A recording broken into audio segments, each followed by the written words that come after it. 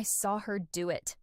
I was standing less than 15 feet away, pretending to fix the clasp on my bracelet, and I watched my mother-in-law lean over the head table, look left, look right, and tip something from a small glass vial into my champagne flute. The motion was so practiced, so smooth, that for a split second I thought I'd imagined it. But I hadn't. I knew I hadn't. My hands didn't shake. My breath didn't catch. I just looked down at the bracelet I wasn't actually fixing and thought, so it's going to be like this from the very beginning. It was my wedding day.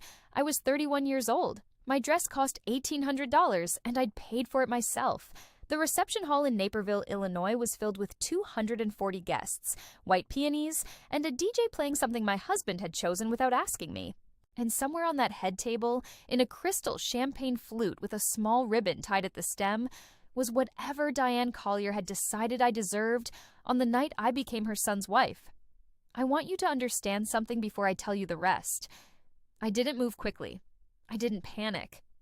I didn't pull my new husband aside and whisper what I'd just seen. I walked to the bar, got myself a glass of sparkling water, and spent the next 11 minutes watching Diane work the room in her bronze mother-of-the-groom dress, air-kissing cousins, accepting compliments on her centerpiece choices. She had insisted on being involved in the floral arrangements, had sent the florist 3 separate emails about the exact shade of ivory, and smiling the wide, proprietary smile of a woman who believed she was still the most important person in her son's life. Which she did believe. She had believed it for 34 years, and she had no plans to revise that position. At 11 minutes past the moment she laced my drink, Diane found her way to my side, wrapped one arm around my shoulders, and lifted her own champagne flute. The one I had carefully, quietly, deliberately swapped for mine while she was posing for a photo with her sister. And she said, "Welcome to the family, my dear daughter-in-law. I have a little gift for you. Just a few more minutes." And she smiled at me with all her teeth.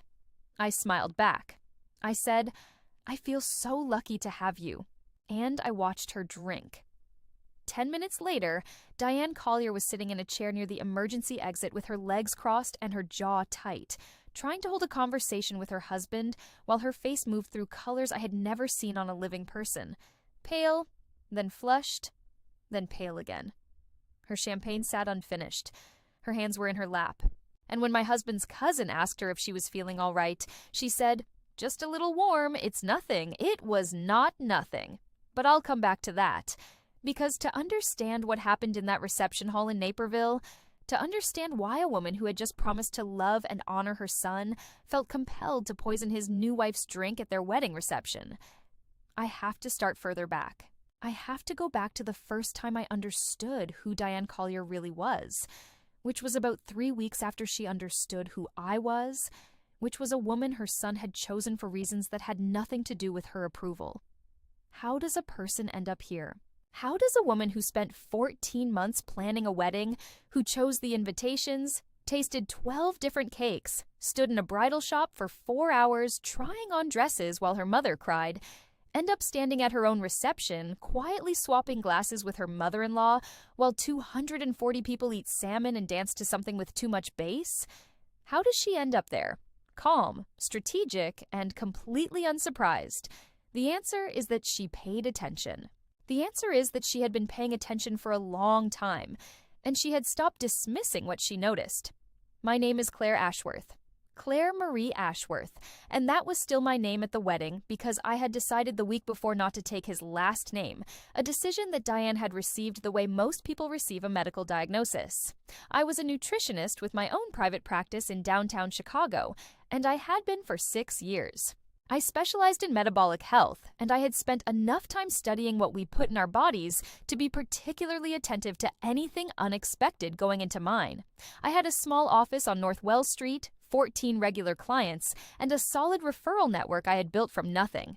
I had a 1-bedroom apartment in Wicker Park that I had furnished slowly and deliberately over 4 years, and that I was now, apparently, leaving to move into the 4-bedroom colonial in Naperville that my husband, Ryan Collier, had bought before we met, and which still, in subtle ways I couldn't fully articulate, felt like his mother's house. Ryan was 34, broad-shouldered, with the kind of easy smile that made people trust him immediately.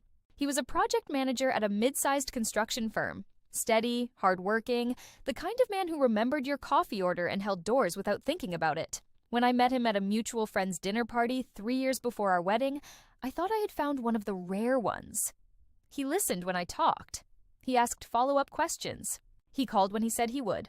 What I did not fully grasp in those early months was that Ryan Collier had been raised by a woman who considered her son a personal achievement, and his relationships a threat to that achievement. Diane had been a stay-at-home mother for the entirety of Ryan's childhood, had poured every organizational instinct and competitive drive she possessed into raising him, and had arrived at his adulthood with the unspoken conviction that no woman would ever be quite adequate, not because she was protecting him, because she was protecting her position. The first time I met Diane was at a Sunday dinner at the Collier house, about 2 months into Ryan's and my relationship. She shook my hand with both of hers, asked 3 warm questions, and then over the course of the next 4 hours, redirected every conversation I was in back to Ryan, not aggressively, not obviously. With the practiced ease of someone who had been doing it so long, it had become invisible even to herself. When I mentioned my practice, she asked Ryan if he'd been eating enough protein. When I talked about a trip to Portugal I was planning, she reminded Ryan about the family vacation to the Outer Banks they'd been discussing. When I laughed at something funny, she laughed louder, her eyes on her son to make sure he was watching her laugh. I noticed. I didn't say anything. I went home that night and I told myself I was being uncharitable. I told myself she was nervous. I had learned in the early years of any relationship to give people a second reading before I formed a judgment. But Diane did not improve upon second reading. By month 4 of the relationship, she was calling Ryan 3 times a day. Not unusual on its own. But the content of the calls, which Ryan would sometimes take in front of me, laughing at something she'd said or agreeing to something he hadn't discussed with me, made me feel consistently like I was a guest in a conversation between 2 people who had already decided what they wanted. She had opinions about where we should go for dinner, delivered to Ryan before we'd chosen a restaurant. She had concerns about my professional schedule, delivered to Ryan as gentle worries about whether I had time for a real relationship. She sent Ryan articles about the importance of family proximity when raising children, though we had been dating for 4 months and had not discussed children at any point. I raised it with Ryan exactly once in that first year. I said, I feel like your mother makes a lot of decisions that affect us without being part of our actual conversations. He looked at me with the expression he reserved for things he genuinely didn't know how to process, and he said, She's just involved. She's always been like that. She doesn't mean anything by it. I believed him that it wasn't intentional. I stopped believing that about 15 months later, because what I didn't know yet, what I would not understand until I started paying a different kind of attention, was that Diane's involvement was not just enthusiastic, it was coordinated.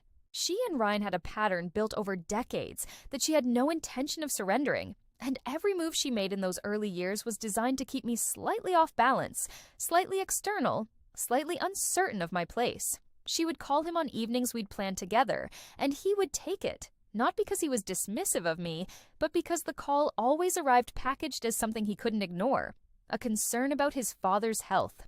A logistical question only Ryan could answer. A memory she'd had, out of nowhere, of something from his childhood that she simply had to share before it slipped away. The calls were never emergencies. They were never resolved quickly. They were precisely engineered, whether consciously or not, to interrupt the building of a life between Ryan and me. And through all of it, Diane was warm to my face. She complimented my hair.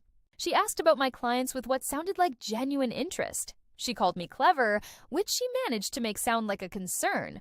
She sent a holiday card in the first December with a note inside that said, "So happy Ryan found someone wonderful."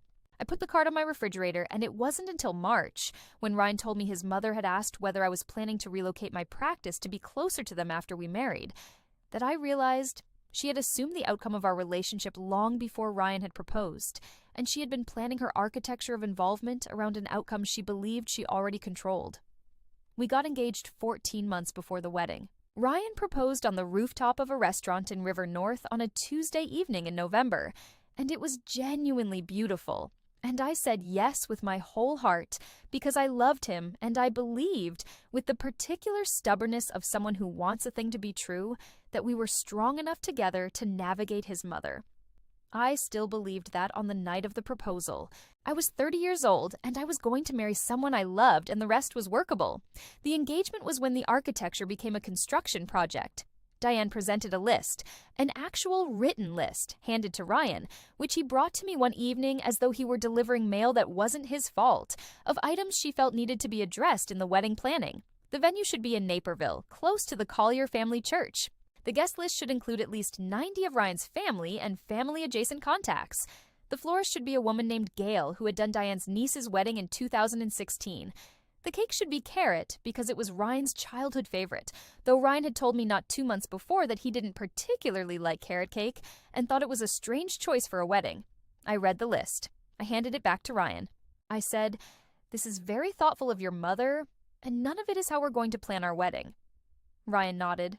He agreed with me. He took the list back to his mother, and whatever conversation they had resulted in Diane calling me the following afternoon to discuss, in the most reasonable possible tone, why she was simply trying to help. For the next 14 months, every time I made a decision for our wedding, Diane had a version she preferred. I chose a DJ. She suggested a band she knew. I chose peonies. She had thoughts about roses. I chose a reading for the ceremony. She had a different one typed out and offered to Ryan, which Ryan brought to me not as a pressure, but as an option, though the line between option and pressure had been eroding for a year by that point, and I was not always sure he understood the difference. I want to be clear about something. I did not spend the engagement consumed by Diane. I kept my practice running. I kept my friendships.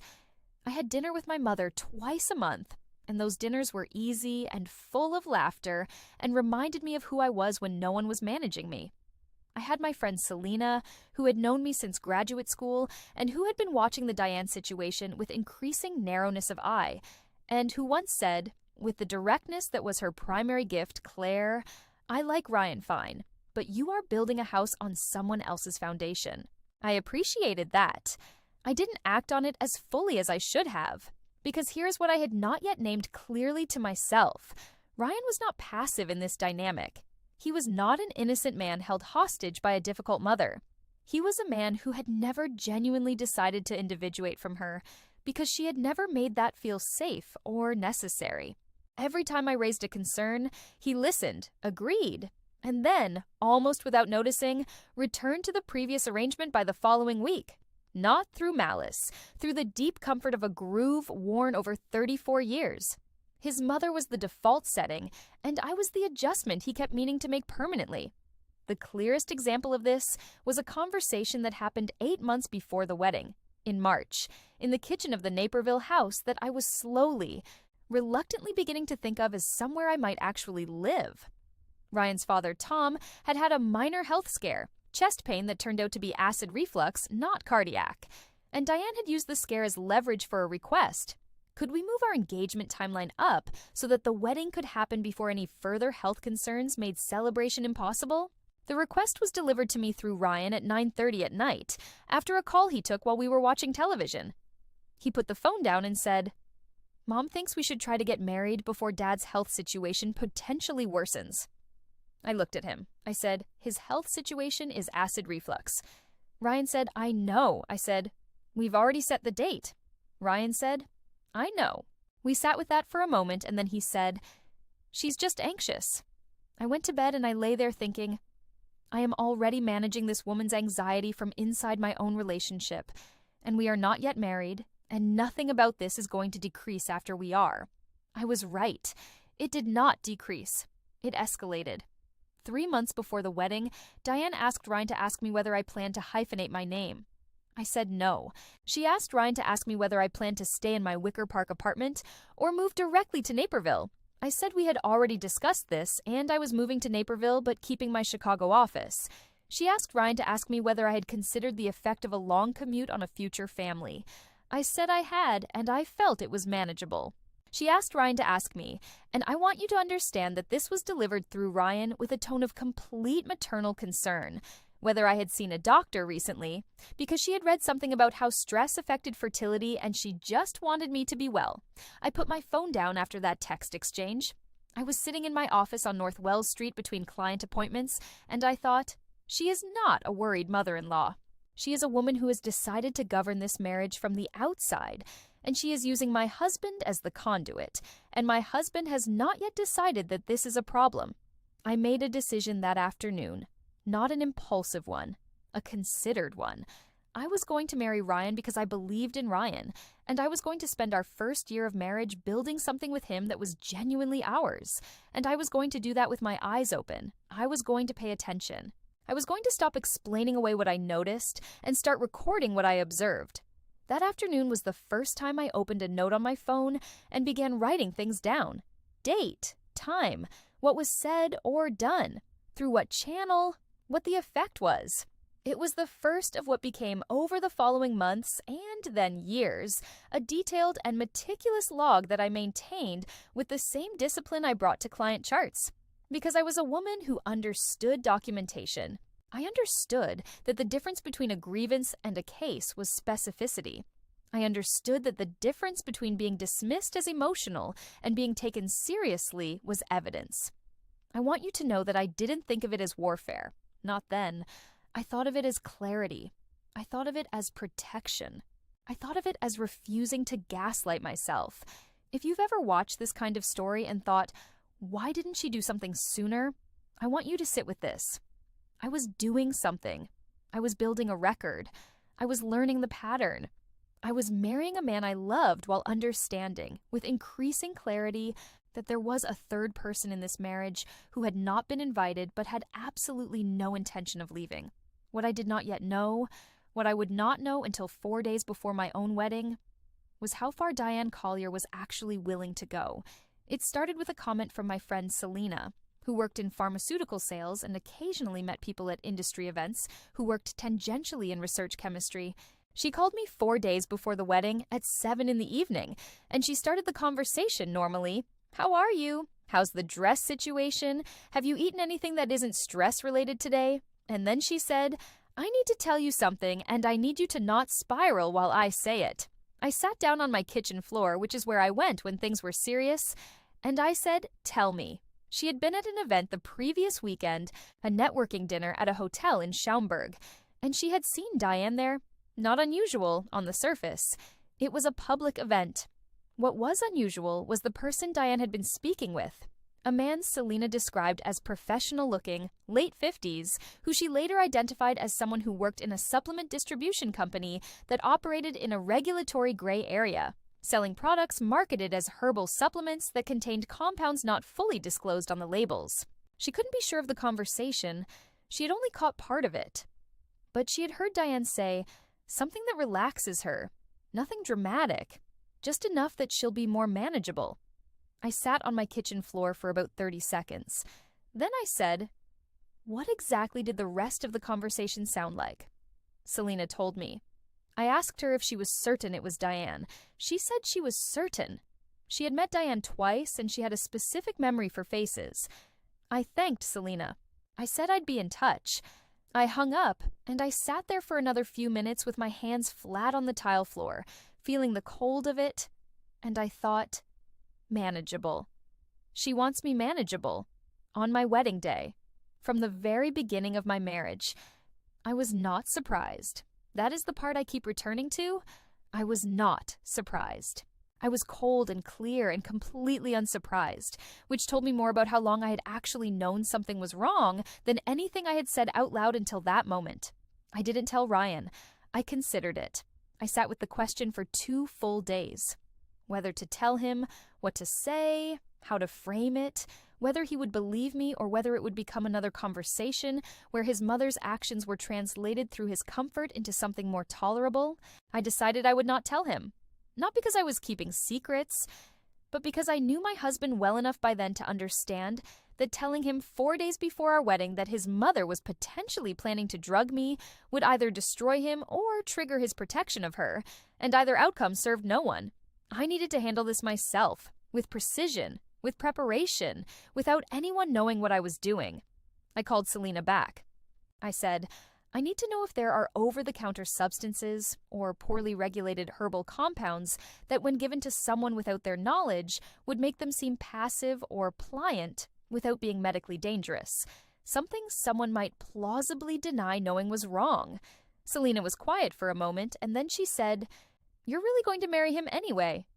I said, "Yes." She said, "You know this woman is going to be in your life for decades." I said, "I'm aware." She said, "Okay."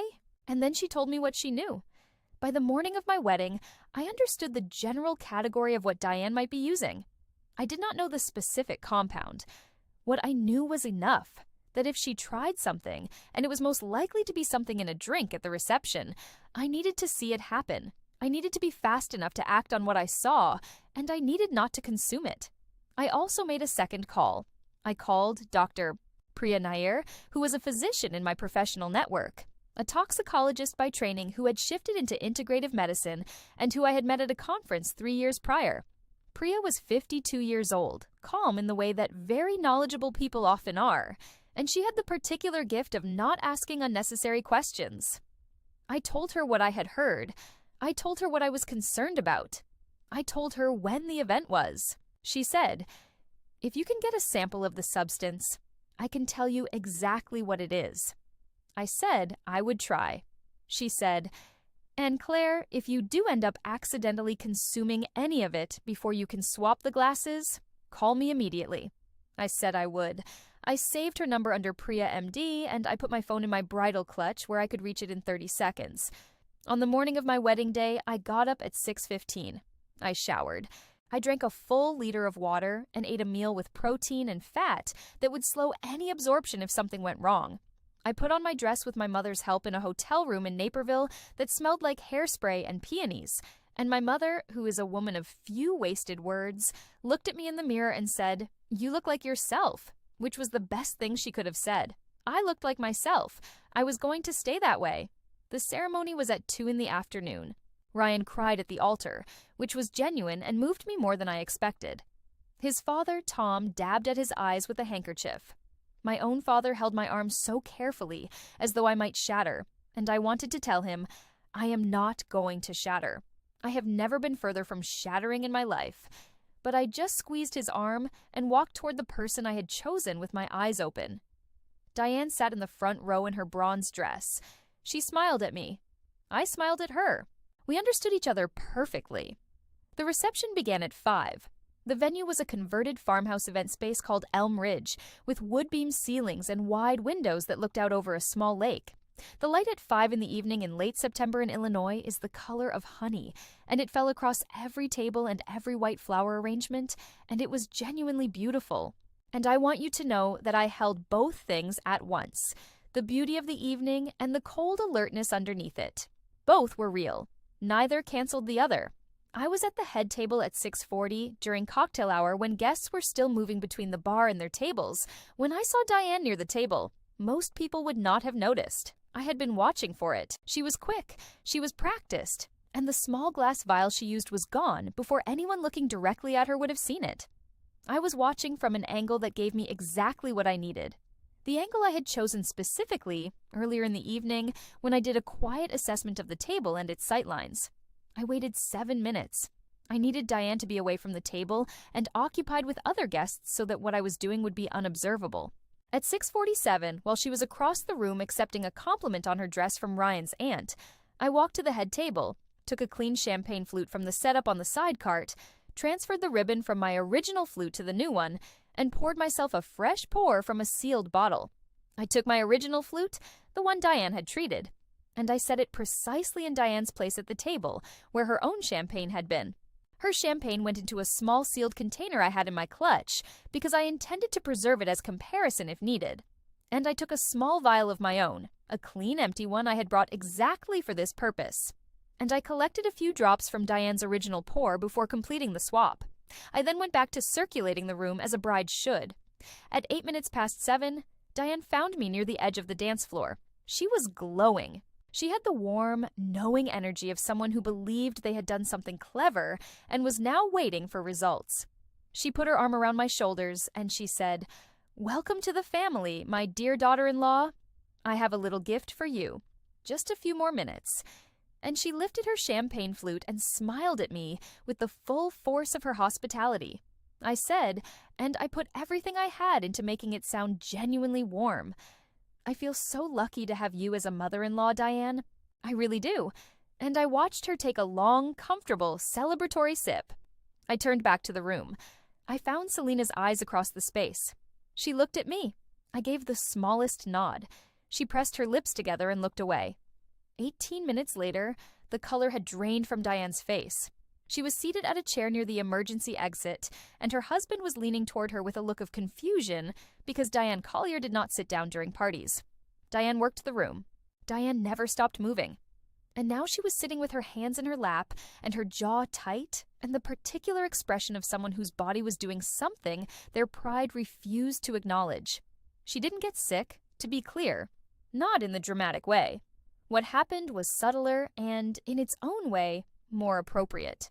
Whatever she had used, and I would not know the specific compound until Priya analyzed the samples 3 days later, had the property of being most potent when combined with alcohol. Diane had consumed it herself with a glass of champagne, and she spent the next 2 hours feeling the very effects she had planned for me. She was not incapacitated. She was not ill in a way that required medical intervention. She was, to put it precisely, manageable. She sat in her chair and she smiled carefully, and she answered questions with a slightly unfocused warmth, and anyone who didn't know Diane Collier well would simply have thought she'd had a few too many glasses. But I knew Diane, and Tom knew Diane, and I watched Tom look at his wife with increasing concern across the dinner hour because she was behaving like a woman who had decided not to be in charge for one evening, and that had never once happened. I danced. I ate the salmon. I cut the wedding cake, which was not carrot. It was lemon with blackberry filling, which I had chosen and Ryan had said tasted like something you'd actually want to eat. I toasted with clean champagne. I talked to 240 guests, and I meant what I said to most of them. My mother held my hand at one point near the end of the evening and said, "You seem very calm for a bride." I said, "I had a good day." She squeezed my hand and said, "Yes, I think you did." Diane left early. Tom helped her to the car at 9:45, which was at least an hour before she would normally have considered leaving. She came to say goodbye to Ryan and me near the entrance, and she hugged Ryan with her usual fierceness. And then she hugged me, and against my ear she said, "We'll talk soon, sweetheart." I said, "Of course." And I meant it. We were going to talk. But not in the way she imagined. 3 days after the wedding, Priya called me. She had analyzed the sample. It was a compound commonly found in certain imported herbal relaxants that occupied a gray area in American supplement regulation. Not illegal to possess, genuinely difficult to trace in a standard tox screen, and designed to produce docility and reduced resistance in the person who consumed it. Recommended dose, the kind Diane had presumably intended for me, would have produced in an otherwise healthy adult woman a state of reduced assertiveness, mild sedation, and increased agreeableness for 3 to 4 hours. It would have made me, on my wedding night, on the first night of my legal marriage to her son, the pliant, manageable daughter-in-law she had decided she was going to have. The amount in her own glass, divided by the dosage per kilogram math that Priya walked me through, was smaller relative to Diane's body weight than what Diane had likely intended for me, which meant she had experienced a milder version of what she'd planned for me, which, given Diane's body weight and alcohol consumption that evening, meant she'd spent 2 hours being approximately as relaxed and unfocused as she had intended me to be. I will let you decide how you feel about that. I kept the analysis. I kept the samples. I kept the small container with the remaining substance from Diane's pour. I kept Priya's written findings. I put all of it, along with Selena's account of what she had overheard in Schaumburg, into a folder in the file cabinet in my home office that was becoming, page by page and document by document, the record of my marriage. For the first year of my marriage, I kept building that record.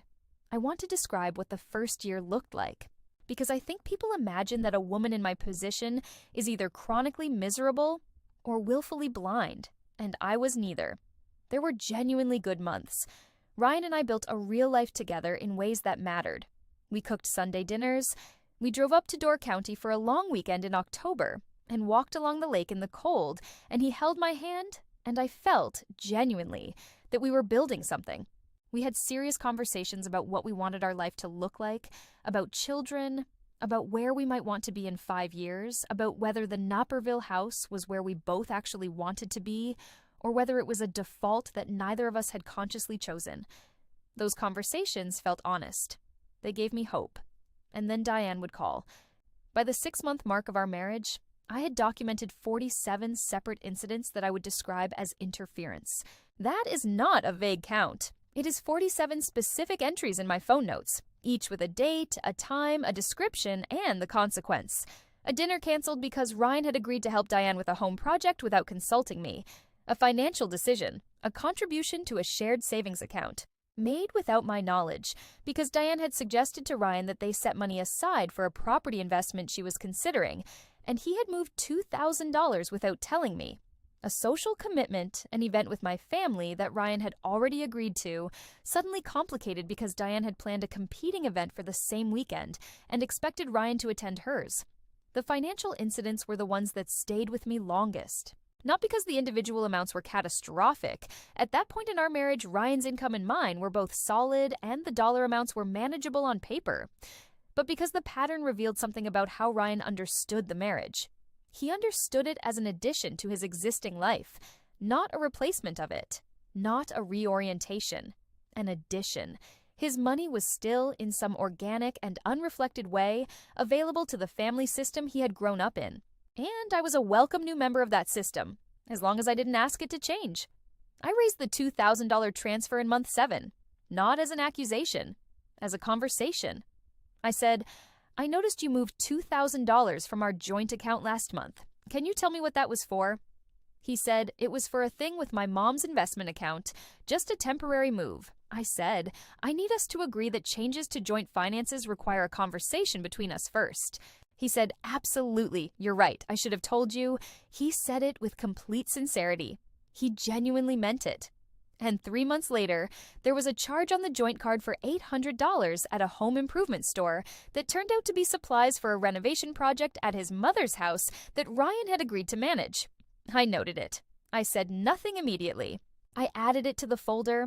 In month 10, I started meeting with a financial planner named Donna Castillo, a woman in her mid-40s who specialized in marital financial health and who had been referred to me by a client. I told Donna I wanted to understand the legal landscape of our joint finances, what was technically marital property, what protections existed, and what documentation would be relevant if the financial pattern I was observing continued.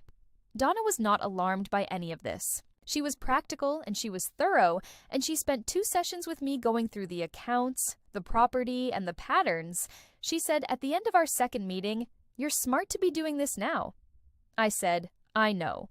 Also, in month 10, I told my mother, not everything, not the wedding glass, which I had held close because I still wasn't sure what I was going to do with it, and I didn't want it in more people's hands than necessary.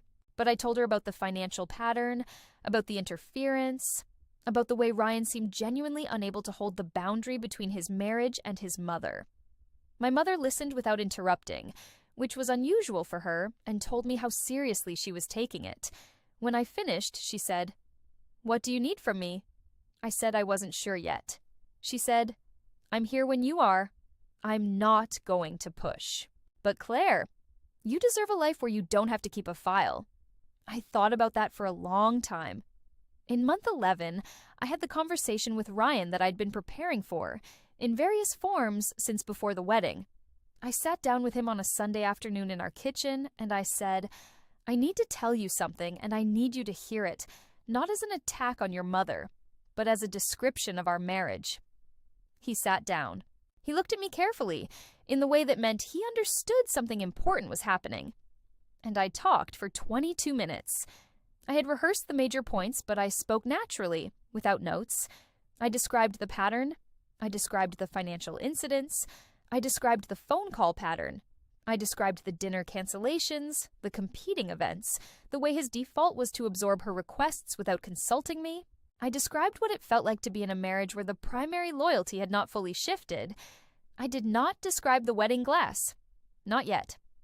Ryan was quiet for a long time when I finished. Then he said, "I hear you, and I think you're right that I haven't been drawing the boundary as clearly as I should. And I'm going to fix that." He meant it. I could see that he meant it. For the next 6 weeks, things shifted. He talked to his mother about the phone call frequency. He told her about the financial boundary, that joint expenses needed his and my mutual agreement. He declined one of her competing social invitations in favor of a commitment we had made to my family, and the look on Diane's face at the event we did attend together that month told me she had registered the shift clearly. It lasted 6 weeks. 6 weeks and 4 days, to be precise. The incident that ended it happened on a Tuesday evening in the 11th month of our marriage. Ryan came home from work and he was quiet in the particular way that meant he had been on the phone with his mother on the drive. I recognized it. The slight tightening around the jaw, the way he looked at the counter instead of at me when he came in. He sat down at the kitchen table and he said, "My mom wants to talk to us. Both of us. She says she has something she needs to address." I said, "About what?" He said, "She didn't tell me exactly, but she sounded like something was wrong." I said, "Okay, we can do that this weekend if you want." Inside, I felt the cold, clear steadiness that I had come to associate with moments of decision, because I understood what was happening. Diane had felt the 6 weeks. She had felt Ryan pulling toward us and away from her, and she had decided it was time for the next move. She was going to call the meeting. She was going to name something, a grievance, a concern, a perception of my behavior. And she was going to use it to reestablish herself as the legitimate authority in her son's domestic life. She had done a version of this before, smaller scale, twice in the first year. I had seen both times how it worked. She raised a concern, Ryan felt split, and his resolution of the split defaulted to reassuring her, which meant diminishing me. This time was going to be different, not because I was going to fight, because I was going to be ready. I spent the next 3 evenings making sure my documentation was current, organized, and complete. I went through every entry in my phone notes and verified that the key incidents had supporting evidence, screenshots, bank statements, calendar records. I called Selena, and I told her we might be approaching a decisive moment and I wanted her aware. Selena said, "I've been waiting for this. Tell me what you need." I called Donna Castillo and asked for a summary of the financial landscape in written form. I drove to a FedEx office and I printed everything that existed in print-ready form, and I put it in a second folder, a physical one, labeled simply Record, and I called Priya. I had not spoken to Priya in depth since the wedding analysis, though I had sent her a thank you note and referred 2 clients her way. When she picked up and heard my voice, she said, "Claire, is this about what I think it's about?" I said, "I think so." She said, "I kept my copy of the analysis." I said, "I know. I'd like to discuss next steps." Priya said something then that I want to quote as precisely as I can, because it mattered. She said, "What Diane did on your wedding day is not a gray area. The compound she used, in the dosage and context she used it, constitutes intentional administration of a substance to another person without their consent. In a state where the intent to impair is documented, that's not a civil matter." I said, "I understand." She said, "Whenever you're ready, I'll provide a written, formal analysis." I said, "I'll let you know when I need it." I put the phone down. I made a cup of tea. I stood in my kitchen in the house in Naperville that still didn't feel entirely like mine, and I looked out the window at the backyard and I thought, she thought she was managing me from the beginning. She thought the glass at the wedding was the first move in a long game she was already winning. She has been managing Ryan his entire life, and she has been planning to manage me through him, and she believed, because she had never met a version of me paying this particular kind of attention, that she was winning. I was 32 years old. I had been married for 11 months. I was 3 days away from a meeting I had not requested with a woman who had tried to drug me at my own wedding reception, and I had in my possession documentation that she had absolutely no idea existed. The meeting was on a Saturday afternoon at the Collier House in Naperville. Ryan and I drove together, and he was quiet in the car, which was his version of preparing. I was not quiet. I was talking normally, asking about his week, making a comment about the weather, because I had decided to arrive at this meeting with every appearance of someone who had no idea what was coming.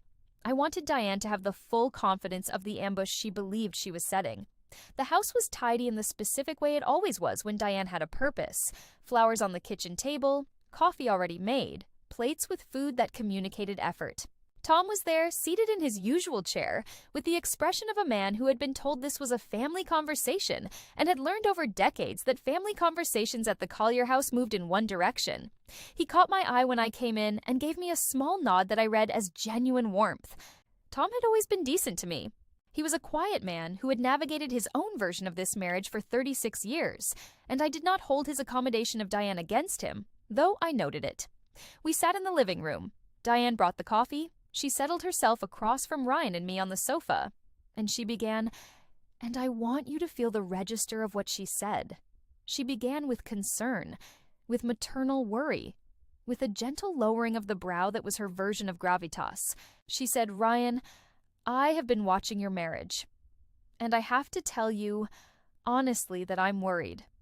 I think there are some dynamics here that are affecting your well-being, and I couldn't stay silent any longer."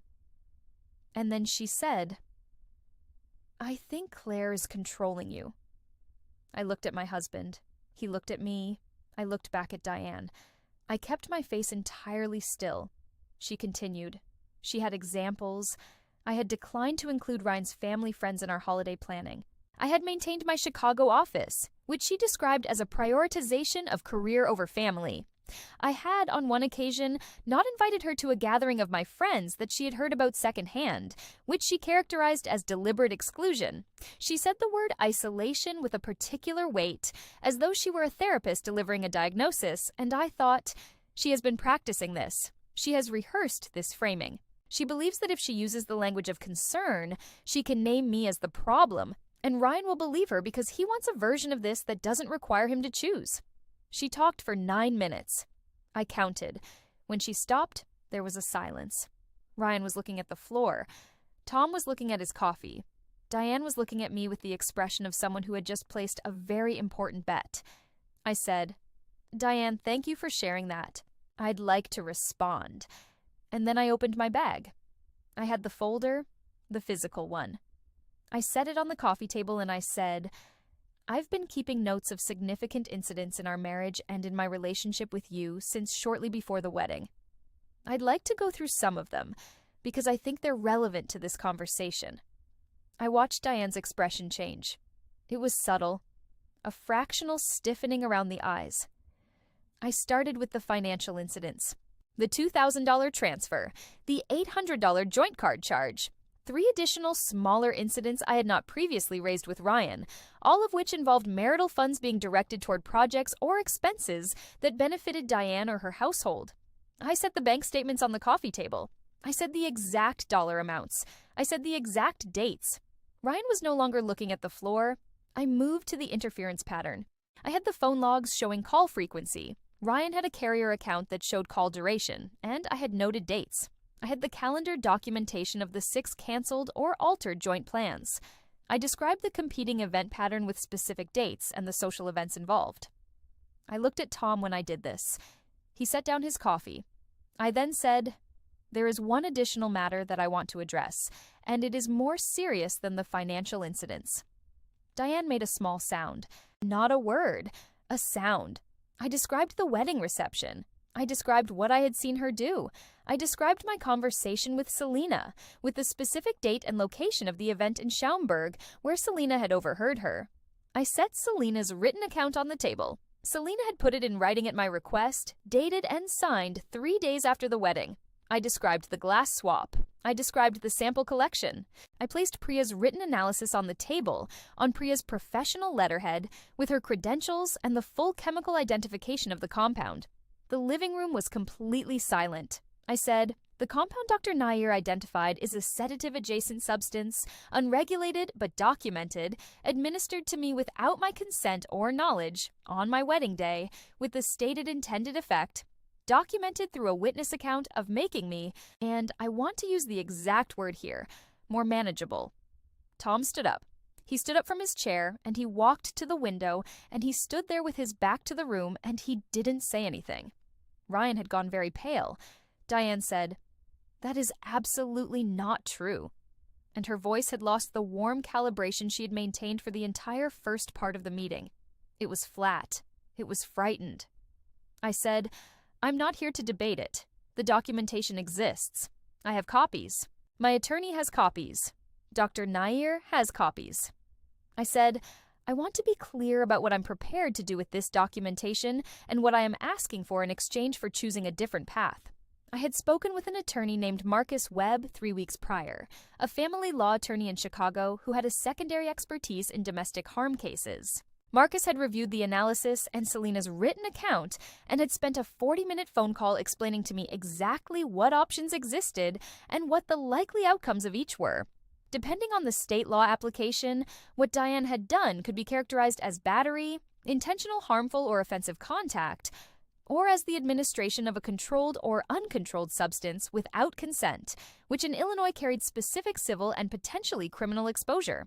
The civil exposure was significant. The reputational exposure was more significant to a woman like Diane.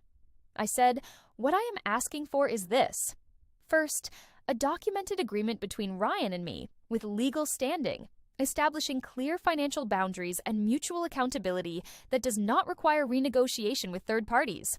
Second, a formal acknowledged boundary between Ryan's marriage and his relationship with you, Diane, specific, written, and upheld. Third, your acknowledgement in writing of what you did." I said, in exchange, "I will not pursue the legal options my attorney has outlined, but I want to be clear. If any of these terms are violated, I will pursue them.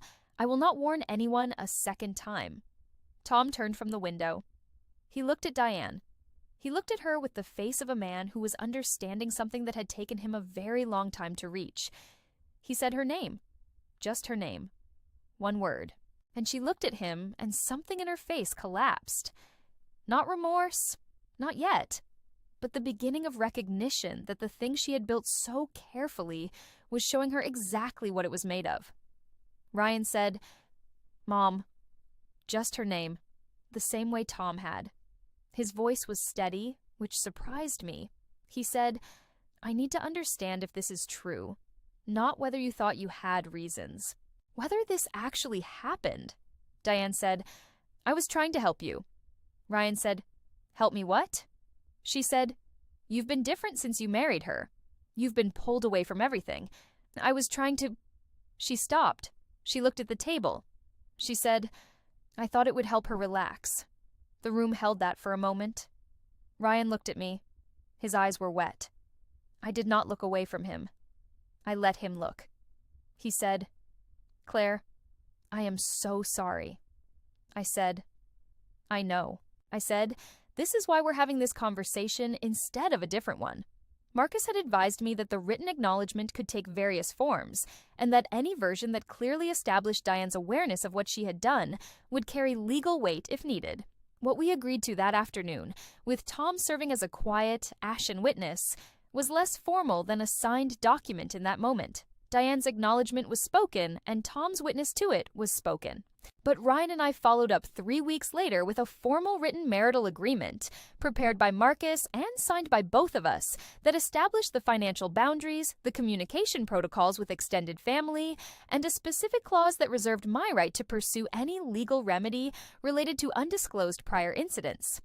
Diane did not sign anything that afternoon, but she also did not deny what she had done, not in front of her husband, not in front of her son. And in the legal landscape Marcus had outlined, that witness-attested verbal acknowledgement had its own weight. I want to tell you about the next 2 years, because I think they matter. Ryan and I did not immediately resolve everything. That would be a comforting fiction, and I don't trade in those. What happened in the months after the Saturday meeting was a slow, painful, sometimes genuinely difficult renegotiation of who Ryan Collier was going to be inside our marriage. He went to therapy, not because I demanded it, because he asked me the week after the meeting what I thought he should do. And I said, "I think you need to talk to someone about what you've learned about your family." And he said, "Yes, I think you're right." He found a therapist in Chicago named Dr. Osei, and he saw him every 2 weeks for the following 1.5 years. It was not a transformation movie montage. He had weeks that were better and weeks that were worse. There were conversations that were hard and conversations that surprised me with their honesty. He told me things about his childhood that explained, without excusing, how deeply he had been shaped by Diane's management. He told me he had known, somewhere he wasn't ready to look at, that his mother was capable of extraordinary things in service of what she perceived as her interests. He told me he was ashamed. I let him be ashamed. I didn't rush him through it. What I did not do was pretend it hadn't happened. What I did not do was allow the relationship with Diane to return to its previous form. Diane's relationship with Tom shifted significantly in the year after the Saturday meeting. Tom, who had spent 36 years accommodating his wife's version of events, found himself unable to accommodate this one. He had sat in that living room and heard a physician's written analysis of a substance his wife had administered to his daughter-in-law at her wedding.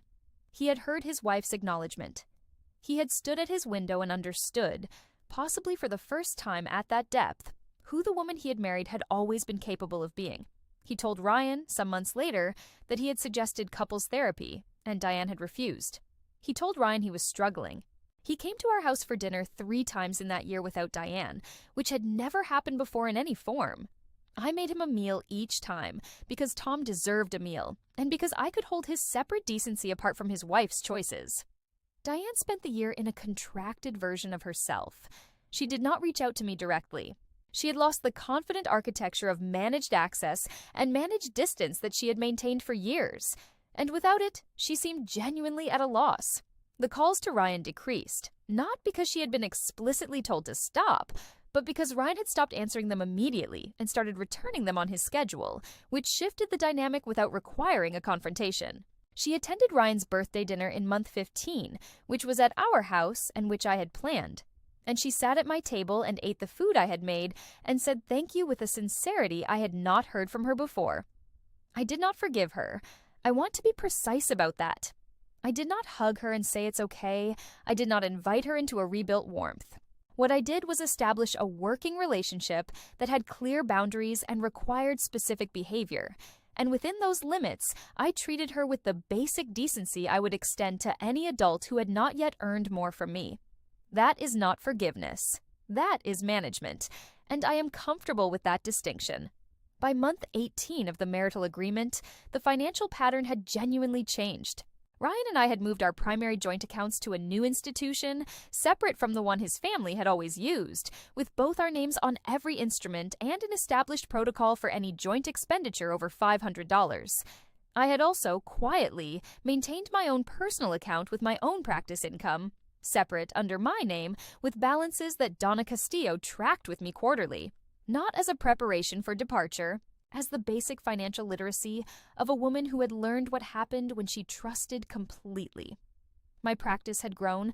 I had taken on 3 new clients in the second year of the marriage, partly because I had begun doing a small amount of nutrition consulting for a wellness collective in Chicago that gave me referrals, and partly because having a life that was genuinely mine outside the Naperville house had kept me sharp in ways I might otherwise have lost. I drove to my North Wells Street office 3 days a week. I talked to clients about what they put in their bodies, and I was very good at my job, and I did not apologize for the commute. Selena and I had dinner every 6 weeks. She had been with me through the entire arc of this story, from the phone call in the hotel room in Schaumburg to the Saturday meeting to the marital agreement, and our friendship had the quality of something that had been tested and found solid. She told me once, over dinner at a restaurant in Logan Square that had become our regular place, that she felt proud of me in a way she usually only reserved for things she did herself. I said, "That's the best compliment you've ever given me." She said, "Don't tell anyone." I said, "I'll add it to the file." We laughed. I ate a meal that was genuinely good and did not have any significance beyond being good. And I was in a restaurant I liked with a friend who knew me completely. And that was the entire content of the moment. It was enough. It was more than enough. Priya and I had coffee twice in the second year, mostly about professional things, but once she asked me how the situation had resolved, and I told her, without full details, that it had reached a stable place. She said, "I'm glad you didn't let it sit." I said, "It never occurred to me to let it sit." She said, "That's exactly what I assumed about you. Some people find out something like that and they can't bring themselves to do anything with the knowledge." She stirred her coffee and she said, "Knowledge without action is just suffering." That line stayed with me. I wrote it down. Now I am 33 years old, 14 months on the other side of the Saturday meeting, and 2 years and some months into a marriage that is genuinely different from what it was heading toward. It is not perfect. Ryan still has reflexes he is working to retrain, and there are moments when I see the old groove pulling at him. and I have to decide in real time how much grace the moment requires. But he shows up. He shows up to his therapy, to our financial conversations, to the specific and sometimes uncomfortable work of being a person who was raised one way and has decided to build something different. Diane is not my friend. She never will be. But she is at our table on holidays, and she stays in her lane, and she calls Ryan on a schedule that does not invade our evenings. And when she looks at me with something that has no name, but that I recognize as the specific respect that can only come from knowing that you tried to manage someone, and they showed you exactly who they were. Tom told Ryan at Christmas last year that he thought I was one of the strongest people he had ever met. Ryan told me when we got home, a little shyly, as though he wasn't sure how I would receive it. I said, "Tell Tom thank you." And I meant it. I meant it for the man who stood up from his chair and walked to the window and was honest with himself about what he had just heard. I want to tell you what I know now that I didn't fully know at 30 years old when I said yes on a restaurant rooftop in November. I know that love is not enough to build a marriage on. You also need clarity. You need the willingness to see what is actually in front of you, rather than the version of it that is easier to live with. You need to know what you are worth before someone else decides that for you. You need to trust what you notice. You need to document what matters. You need to understand that protecting your own perception of reality is not paranoia. It is the most fundamental form of self-respect. I know that a woman can be warm and careful and patient and also completely unwilling to be managed. Those are not contradictions. In fact, the combination is the most powerful version of both. I know that silence on your own behalf is a gift you give to the person who wronged you, and that you are under absolutely no obligation to be that generous. I know that the people who try to make you smaller are usually people who have not been required to confront their own size, and that when they are finally required to, the confrontation is always worth having. There is a moment I return to, not the one at the reception with the glass swap, though I am proud of that moment, and I will not pretend otherwise. The moment I return to is simpler. It is the morning after the Saturday meeting. Ryan had barely slept. I had slept through the night, which surprised both of us. I was up at 6:15, same as I always was, and I was in the kitchen making coffee when Ryan came downstairs. He looked like a person who had walked through something and had not yet determined what the terrain on the other side was. He sat down at the kitchen table and he said, "How are you this calm?" I poured his coffee. I set it in front of him. I said, because I already decided what I was going to do months ago. I've been calm since then. He looked at me for a long time. He said, "I didn't know who you were, did I? I mean, I knew who you were, but I didn't know what you were made of." I said, "Now you do." He said, "Yeah, now I do." That was the beginning of the real marriage. Not the ceremony, not the vows, not the peonies, or the lemon cake, or the DJ who played something with too much bass. The beginning of the real marriage was a Tuesday morning in a kitchen in Naperville, when my husband looked at me and understood that the woman he had married had been paying attention the entire time. I keep the folder. The physical one, with the bank statements and the calendar records, and Priya's analysis, and Selena's signed account, and Donna's financial summary. I keep it in the file cabinet in my home office, which is the room in the Naperville house I have made most fully mine, with my diplomas on the wall, and my client files, and the desk I bought myself, and the window that faces the backyard. I don't look at it often, but I know it's there. And I know what it represents. It represents that I was paying attention, that I wrote things down, that I trusted what I saw. That when a woman leaned over my champagne glass on my wedding day with a small glass vial, I did not look away, did not doubt myself, did not decide it was easier to pretend I hadn't seen it. I saw it. I acted on it. I let it be exactly what it was. And I went back to the table, and I swapped the glasses, and I married my husband, and I spent the next 2 years building something that was finally ours. If this story woke something in you, if at any point you thought, "I know this feeling, I know what it's like to see something clearly and be tempted to look away," I want to hear from you. Leave a comment below and tell me where you're watching from. Tell me what hit you hardest, because you are not imagining what you know. What you notice is real. What you feel is information. The distance between suffering in silence and building a record is exactly one decision, and you can make that decision today. If you know someone who is in the middle of this, who is making excuses for a person who has quietly decided that managing her is easier than respecting her, share this video with her, because sometimes we need to see that it is possible to find out, to prepare, and to walk away with everything you are owed.